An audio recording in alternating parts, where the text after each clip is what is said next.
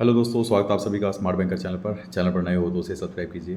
तो आज की वीडियो हम लोग बात करेंगे कि जो आरआरबी का प्री का रिजल्ट है तो उसमें किस तरीके से नॉर्मलाइजेशन होगा और किस तरीके से उसका बेनिफिट मिलता है। ठीक है, एक काफ़ी ज़्यादा डाउट बना रहता है लोगों के बीच में नॉर्मलाइजेशन को लेकर के, और काफ़ी बच्चे इससे परेशान भी है। नॉर्मलाइजेशन पे ज़्यादा लोगों का ट्रस्ट भी नहीं होता। तो मैं इस वीडियो में एक्सप्लेन करता हूँ कि किस तरीके से नॉर्मलाइजेशन वर्क करता है। ठीक है, जिससे कि आपका डाउट क्लियर हो सके नॉर्मलाइजेशन के प्रति। तो वीडियो को पूरा एंड तक देखना। देखो कैसा है, एक एग्जांपल के थ्रू मैं आप लोगों को बताता हूँ। जैसे मान लो आरआरबी पीओ प्री का पेपर हुआ, ठीक है। अब जाहिर सी बात है कि सारी की सारी शिफ्ट तो आसान होती नहीं, मतलब सारी की सारी शिफ्ट सेम नहीं होती। ठीक है, कुछ शिफ्ट हो सकती है आसान हो, कुछ टफ हो। आसान या टफ मतलब किसी में हो सकता है रीजनिंग आसान लेवल की पूछ रखी हो, किसी में हो सकता है थोड़ा सा वेरिएबल ज़्यादा दे रखे हो, थोड़ी सी टफ पूछ रखी हो। तो इस तरीके से ईजी या शिफ्ट हो जाती है टफ। ठीक है ना। अब कैसा है, मान के चलो कि कोई इजी शिफ्ट थी आरआरबीपीओ की, और उसमें जो टॉप स्कोरर है ना, मतलब टॉप बच्चों के, मतलब 10% बच्चों के मार्क्स आए हैं उसमें 60।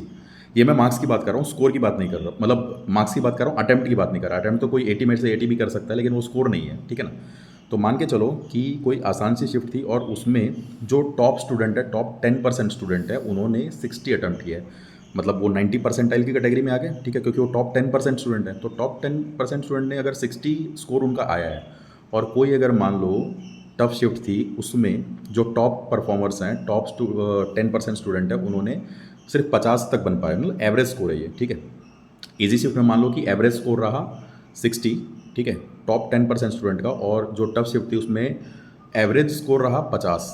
ठीक है, तो अब क्या होगा, जो टफ शिफ्ट थी उसमें 50 स्कोर हो पाया, जबकि वो भी 90 परसेंटाइल के अंदर ही आ रहे हैं, टॉप 10% में आ रहे हैं। तो ऐसे में क्या होगा, उनके मार्क्स जो हो सकता है 10 नंबर बढ़ा दिया जाए, उनको 60 के बराबर कर दिया जाए, या फिर जिनके मार्क्स 60 हैं उनको घटा करके 50 कर दिया जाए। दोनों में से कुछ भी हो सकता है। ठीक है, जनरली देखा जाता है कि बढ़ता है नंबर। अब ऐसा है कि मान लो 10 नंबर, आपने देखा कि 10 नंबर तो इसके बढ़ गए, लेकिन अगर मान लो किसी के 40 नंबर हैं इजी शिफ्ट में, सॉरी सॉरी टफ शिफ्ट में, किसी के टफ शिफ्ट में अगर 40 नंबर है, तो क्या उसको भी 10 नंबर का इंक्रीज़ मिलेगा? तो ऐसा नहीं होता। ठीक है, ये डिपेंड करता है कि परसेंटाइल आपकी कितनी है, आप किस कैटेगरी में आ रहे हो। ठीक है, आप टॉप में हो, बिलो में हो, क्योंकि जिस तरीके से टॉप 10% का 10 नंबर का इंक्रीज़ देखने को मिला, ऐसा ज़रूरी ना कि जो टॉप 20% में आ रहे हो उनको भी 10 नंबर का इंक्रीज़ देखने को मिले, ऐसा नहीं होता।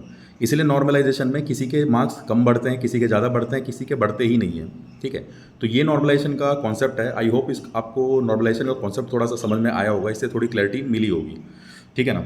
इसीलिए जब भी आपका पेपर होता है, चाहे वो आरआरबी का हो, आईबीपीएस का हो, एसबीआई का हो, किसी का भी पेपर हो, तो आपकी जो शिफ्ट है आपको ये देखना होता है कि आपको अपनी शिफ्ट में बेहतर परफॉर्म करना है, अच्छी तरीके से मतलब पेपर देना है, टॉप परफॉर्मर में आना है। अगर आप अपनी शिफ्ट में बेहतर परफॉर्म कर पाते हैं तो ऐसा माना जाता है कि आपको नॉर्मलाइजेशन का भी फ़ायदा मिलता है और सिलेक्शन आपका हो जाता है।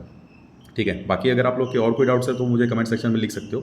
वीडियो अगर अच्छा लगा हो तो उसे लाइक कीजिए, अपने दोस्तों के साथ में शेयर कीजिए, ताकि उनका भी नॉर्मलाइजेशन का कॉन्सेप्ट क्लियर हो पाए। ठीक है, बाकी मिलते हैं दोस्तों फिर नेक्स्ट वीडियो में, तब तक के लिए धन्यवाद।